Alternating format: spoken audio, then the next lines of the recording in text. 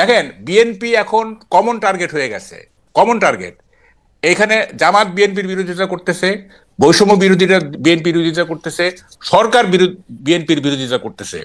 এবং আজকে যে কুয়েটের ঘটনাটা, এটা খুব সিগনিফিকেন্ট, খুবই সিগনিফিকেন্ট। আমি কয়েকদিন আগে তৃতীয় মাত্রায় বলে আসছি যে আমি একটা রক্তাক্ত বাংলাদেশের ক্যানভাস দেখতে পাচ্ছি, একটা রক্তাক্ত বাংলাদেশ। এবং সেইটা আমার এই প্রেডিকশন ভুল হওয়ার কথা, আমার কোনো প্রেডিকশনই ভুল হয় না, যাকে অত ক্রেডিট নিতে চাই না আমি। কথাটা হচ্ছে যে একটা রক্তাক্ত বাংলাদেশের দিকে এগিয়ে যাচ্ছে। কামাল ভাই, আপনি একটা কথা, এমন একটা কথা বলছেন যেটা আপনি আসলে আগেও আপনার লেখা এটার মধ্যে ইঙ্গিত আছে, কিন্তু আমি এই কথাটার সাথে সাংঘাতিক রকমের দ্বিমত পোষণ করি। আমি মনে করি তারেক সাহেব বাংলাদেশে এখন ফিরে নাই, এটা তারেক সাহেবের চয়েস। উনি কেন ফিরতেছে না সেইটা দুদু ভাই কিছুটা হইলে বলতে পারবে, কিন্তু বৈষম্য বিরোধী ছাত্র আন্দোলন বা ডক্টর ইউনূস তাকে ফিরতে দিতেছে না, এই ক্লেমটার পক্ষে আপনার যুক্তিটা কি? দেশ চালাতেছে এখন বিএনপি, প্রত্যেকটা জায়গায় চাঁদার থেকে শুরু কইরা সচিবদের মধ্যে বিএনপির সালাম না দিয়ে সচিব হইতে পারছে কেউ?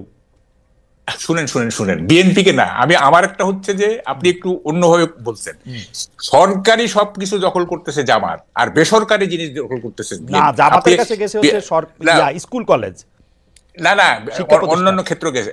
যাই হোক, এখন সেটা কথা না, কথাটা হচ্ছে যে এই মুহূর্তে যদি তারেক রহমান বাংলাদেশে আসে, হ্যাঁ, তাইলে মানে উনি পুরো জিনিসটা ওনার গ্রিপে চলে আসবে, হোল নেশন তার পিছনে চলে যাবে। তারপরও কেন উনি আসতেছেন না, কি কারণে?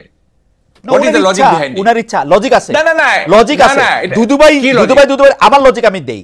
তারেক সাহেবকে 15 বছর উনি ক্ষমতায় ছিল না, ওনার অনেক ডার্টি লন্ড্রি জমছে, এগুলি উনার পরিষ্কার করে তারপর উনি আসবে। উনি আগে কেন আসবে? না শুনেন, দেখেন 5ই আগস্টের পরে তারেক রহমান যে ধরনের মানে ভূমিকা নিছেন, যে ধরনের বক্তব্য দিচ্ছেন, ওনার ইমেজ অলরেডি মানে কি বলে যে পুনর্বহাল হয়ে গেছে। ওনার কিছু ইমেজ খারাপ ছিল, মানে এই 2001 থেকে 2005 পর্যন্ত কিছু খারাপ হয়েছিল, এখন এটা পুনরুদ্ধার হয়ে গেছে। এখন আর উনি কেন ওয়েট করবেন, আমি তো এটি বুঝতেছি না। হ্যাঁ, উনি একটা ডেমোক্রেটিক পার্সোনালিটির ইমেজ ডেভেলপ করছেন এই গত 6 মাসে। উনি শান্তিপ্রিয় একজন নেতা হিসেবে নিজেকে মানে এস্টাবলিশ করছেন। উনি মানে এই সরকারকে সবসময় সহযোগিতা করার উনি মানে দিয়েছেন, নেতা কর্মীদের বলতেছেন এই সহযোগিতা করতে, তারপরে উনি আসবেন না। দিস ইজ এ প্যারাডক্স, এটা আপনি বললে হবে না। দেখেন, আমি ডাকসুর ডিবেট চ্যাম্পিয়ন, আমাকে উল্টাপাল্টা লজিক দিলে কিন্তু আমি পারবো না। আচ্ছা বাউকাল ভাই, আপনার লজিক আমার কাছে অসাধারণ লাগছে। আমি এটা একটু দুদু ভাইয়ের কাছে জিজ্ঞেস করি। দুদু ভাই, আপনার কাছে কি মনে হয়? আমি শুধু একটা জিনিস আপনাকে বইলা রাখি, মাহকাল ভাই, এই পর্যন্ত সরকার আসার পরে যা কিছু হয়েছে, বিএনপি চায় না এরকম কোনো কিছু না। আমি খালি আপনার মনে করা দিতে চাই, এই বৈষম্য বিরোধী ছাত্রদের আন্দোলনের মধ্যে এটা হয়েছে, তারা প্রেসিডেন্টের সরাতে চাইছিল, পারে নাই। তারা সংবিধানের প্রোক্লেমেশন দিতে চাইছিল, পারে নাই, কারণ বিএনপি চায় নাই। আওয়ামী লীগের নিষিদ্ধ করার প্রশ্নে বিএনপি চায় নাই বলে তারা এটা করতে পারে নাই। বিএনপি এখন মানে কি বলে ডিফেক্টো ক্ষমতায়।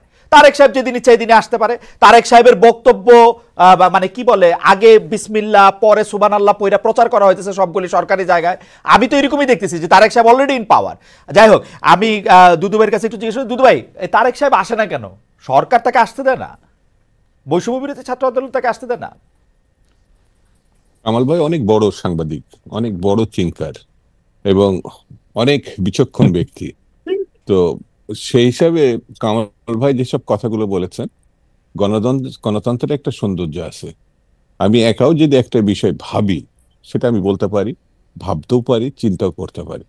তো সেটা আমার মনে হয় না ডিফার করার কিছু আছে। তবে এতটুকু বলি যে তিনি যে কথাগুলো বলেছেন, আমি জানা মতে এ পর্যন্ত আর দ্বিতীয় কোনো আমাদের শুভানুধ্যায়ী বা আমাদের ভালোবাসার মানুষ আর কেউ এই কথাগুলো বলেছে যে বৈষম্য বিরোধীরা তাকে আটকাইছে, সরকারের টপমোস্ট ডক্টর ইউনূস তাকে বাধা দিছে। এই কথাগুলো বোধহয় আপনার অনুষ্ঠানে যদি না আসতাম আর কামাল ভাইয়ের কথাগুলো না শুনতাম, তাহলে আমার একটা গ্যাপ থেকে যেত। এরকম কথাও তাহলে কেউ কেউ ভাবছে যে তিনি এই বাধার কারণে তিনি আসতে পারছেন না, এটা আমার কাছে মনে হয়েছে। তো কামাল ভাইকে ধন্যবাদ যে একটা নতুন কথা। আপনার অনুমতি নিয়ে কি আমি একটা প্রশ্ন করতে পারি? কামাল ভাইয়ের কথা কিন্তু খুবই লজিক্যাল, কারণ এই পর্যন্ত বিএনপি তারেক সাহেবের না আসা পর্যন্ত সম্পর্কে যেই যুক্তিগুলি দিচ্ছে, একটা যুক্তিও ঠিক না। আইন আদালতের হ্যান ত্যান এগুলি একটাও ঠিক না। এটা নিয়ে আমি আলাদা ডিবেট করতে পারি, কারণ ইন অ্যাবসেন্সিয়া তার মামলাগুলি খারিজ হয়ে যেতেছে, উনি দেশে আসবেন মামলা খারিজ হবে, এতে কি সমস্যা আমি তো বুঝি না। আমি আমি তো আমার মনে হয় যে এই এই 1 মিনিট বা 1.5 মিনিটের মধ্যে যে কামাল ভাইকে আমি সমালোচনা করছি বা কোনো শব্দ ব্যবহার করছি, এটা তো মনে হয় না, না, ঠিক বেঠিকও বলি না। একবারও না। আমি এতটুকুই বলছি যে এটা গণতন্ত্রের সৌন্দর্য, এটা ভাবতেই পারে, বলতেও পারে। সত্য মিথ্যা আগামী দিনে এটা নির্ধারণ হবে, এখনই এটা ঠিক করা দরকার নেই। আর 2 নম্বর হচ্ছে বিএনপির পক্ষ থেকে যেটা বলছে, উনি আমাদের এই মুহূর্তে বিএনপির সর্বোচ্চ নেতা। কিছু কিছু ব্যাপারে তো তার নিজস্ব কিছু সিদ্ধান্ত থাকতে পারে, সব সিদ্ধান্ত সবার সঙ্গে একেবারে ভেঙে তারপরে সিদ্ধান্ত নিতে হবে এমন কথাও নাও থাকতে পারে।